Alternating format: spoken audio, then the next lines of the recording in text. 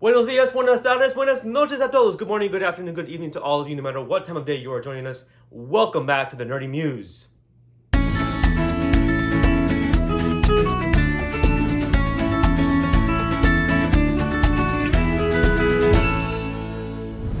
So, this video is going to be my May TBR. Now, I should have done this a while back, but actually I did record that video, but I didn't like it. So I tossed it. I kind of put the computer aside. I'm like, I'm not going to do this for a while.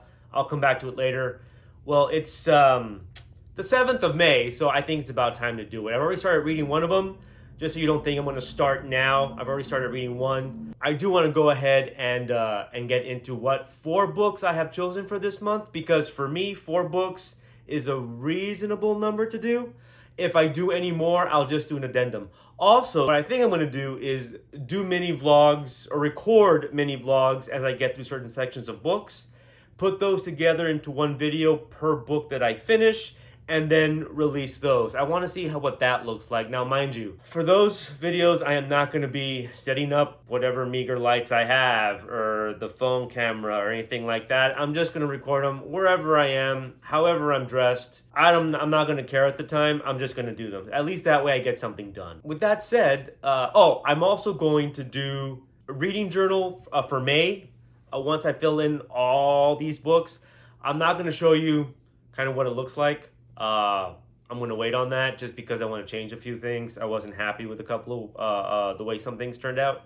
So I got to figure out what to do there. But yeah, at the end of May, I'll put out a completed reading journal section for May. But yeah, until then, let's go ahead and get started talking about what books I have picked for this month. So the first book I'm going to read is A Conjuring of Light by V.E. Schwab. This is book 3 of her Shades of Magic trilogy. The first one is A Darker Shade of Magic, and then it's A Gathering of Shadows. I love the first one a lot. Second one, it was okay. It was good. I think there were some major plot holes there, or at least some characterization holes. But otherwise, it was a good book. I strongly recommend reading Darker Shade of Magic. It is Darker Shade of Magic, right? And A Conjuring of Shadows, because they're really good. Here in the book 3, we pick up where Kel is, what Lila is doing to get him back, how Rye is doing, and the other characters. I don't want to go into spoilers. I'll do spoilers though in my vlog. I'm going to say that though. So if you haven't read this one or the series yet and you do want to get into it, don't watch my vlog until you've done it. But if you have read the book, you can definitely get my thoughts on how it's going, because I am going to be doing spoilers in my vlogs for these books, okay? Sorry. It's kind of hard to talk about books without giving too many spoilers.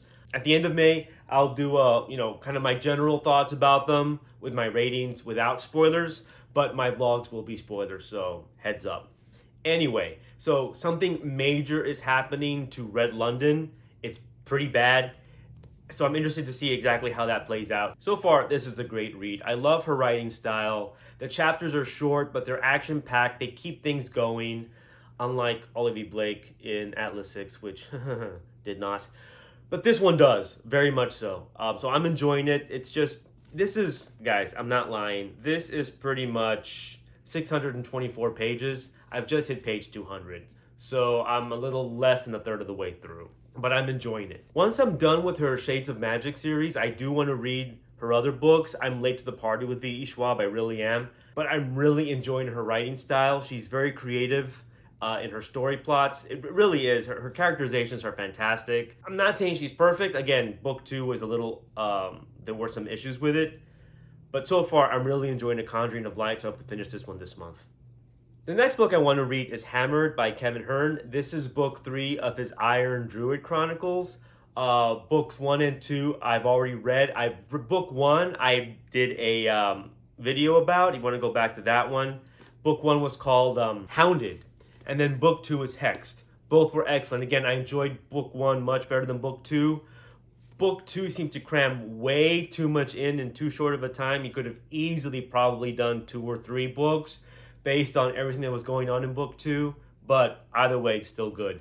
For those of you not aware or don't know about the Iron Druid Chronicles, which I would kind of find surprising, but again, I'm the one that's always late to the party. This channel should have been called Late to the Party. It follows a 2,000-year-old druid who is fighting against all the different gods and goddesses from all the different mythologies. So not only Irish mythology, but Norse mythology. We have vampires, we have witches, we got werewolves. This series has everything. So his name is Atticus, and he has a hound by the name of Oberon, who's his faithful companion. And together, they're both just trying to live their best lives 2,000, well, for Atticus, 2,000 years later. I think Oberon can die. I'm not quite sure. I don't remember now. It's been a while since I picked up the series. I need to go back and check on that. But it's a lot of fun. It's hilarious. Kevin Hearne is a comedian. There's a lot of great comic relief in the novels. The story is always centers around Atticus fighting some kind of deity. And I believe in this one called Hammered, he actually does have to fight against Thor. So if you're not familiar, nobody likes Thor. None of the witches, vampires, werewolves, other deities, no one likes Thor. And they all want Atticus to do something about Thor. And this book, it looks like he's finally going to have to do something. Just a quick read from the blurb in the back. On top of having to do something about Thor, there's a vampire turf war brewing, a zealous group of mystic hunters called the Hammers of God running rampant, and a pack of werewolves who very much don't wish to see their leader taken off to Valhalla. So again, he just brings together all these different legends and mythologies, and it's just a lot of fun. Atticus is just a great character to kind of follow through. So I'm looking forward to getting back into his Iron Druid Chronicles with Hammered. My third book on the list is T.J. Klune's The House in the Cerulean Sea. I've read his other book, Under the Whispering Door. I liked it. I really, really loved that novel. I know many people thought there were major plot holes, characterization issues, and don't get me wrong. I mean, it's not perfect. What novel is? There's always going to be a character that develops way too quickly, or some kind of love story that occurs out of nowhere, and you're like, how did that happen so quickly? I can see where some people might have a problem with that. For me, being who I am and the way I am, I didn't see any issues with it at all.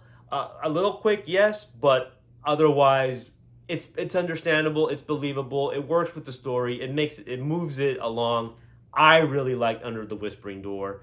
I'm sure I'm going to love The House in the Cerulean Sea. Now, this one was written before Under the Whispering Door, and apparently there is an orphanage with some misfit kids there that nobody likes. Everyone thinks they are dangerous. In fact, the story is they can bring about the end of days, and they are looked over by a gentleman by the name of, if you give me a quick second, Arthur Parnassus, or Parnassus. We'll go with Arthur Parnassus, just because. I'll figure it out. I'll do the audiobook and figure it out. Anyway, Linus Baker works for the department in charge of magical youth, and he has to go and look in on these the kids and the orphanage. Now, according to the flap here, it says, when Linus arrives at that strangest of islands, he's greeted by a series of mysterious figures, the most mysterious of which is Arthur, the master of the orphanage. As Linus and Arthur grow closer, Linus discovers the master would do anything to keep the children safe, even if it means the world has to burn, or worse, his secret comes to light.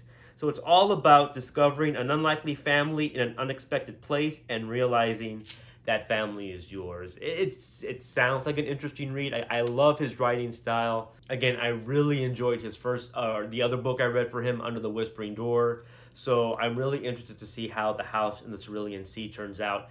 I do know there is some controversy surrounding the subject matter. I will get into that in my daily vlogs or in my reading vlogs while I'm reading the novel, kind of seeing where that's coming from. No novels without its controversy, but we'll see. But otherwise, I'm looking forward to see exactly how Linus and Arthur grow closer.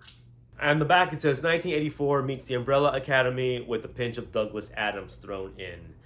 For me, the only thing that's missing is some Neil Gaiman, but hey, I'll take it. Also, the cover art is beautiful. I need to figure out, I know it's going to tell me who did the cover art. Jacket art by Red Nose Studio. Red Nose Studio. God, wow. Beautiful.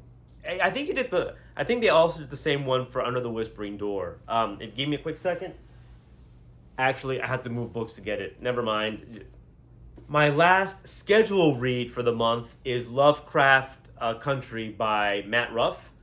I know this is a series on HBO, and that's where I first heard about it. I haven't seen it, first heard about it, but I love Lovecraft stories. The guy has issues, racist, anti-Semitic issues, but his stories are, and his style is just so foundational to the horror genre that if you really want to take a dive into the horror genre of today, H.P. Lovecraft, Edgar Allan Poe, these are all authors you really need to read and know about. You don't have to like them, you don't have to keep their books or keep reading them, but you do have to know the kind of stories they wrote to really kind of understand where today's horror, thriller, even mystery stories come from, right? So Lovecraft Country takes place in Chicago in 1954, and it follows Atticus Turner and his uncle George, who actually, along with Letitia, a childhood friend, who traveled to New England to try to find Atticus' father. And it says here, along the way, they encountered both mundane terrors of white America and malevolent spirits that seem straight out of the weird tales George devours.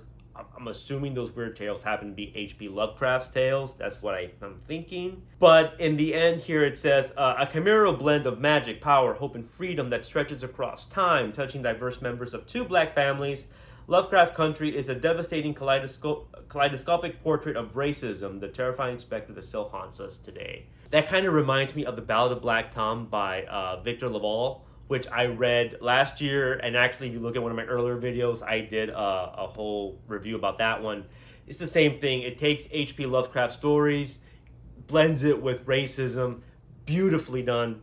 I'm kind of hoping the same thing happens here. And it's really easy to do that with Lovecraft. Again, he's anti-Semitic. His stories are full of racist tropes, and there's a problem with that. But again, at the same time, I would argue, you at least have to read the stories through once, at the very least, to understand where all the horror tropes, a lot of our common horror tropes really come from.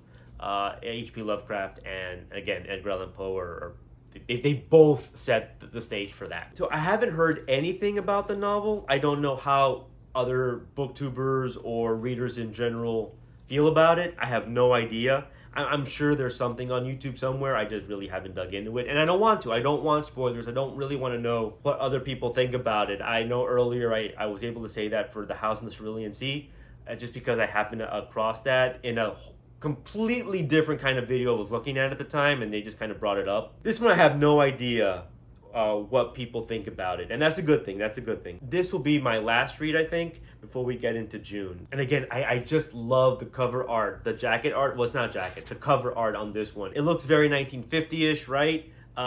Very kind of comic-y in a way, and I love that kind of stuff. The cover design and illustrations by Jared Taylor. So again, wow, kudos.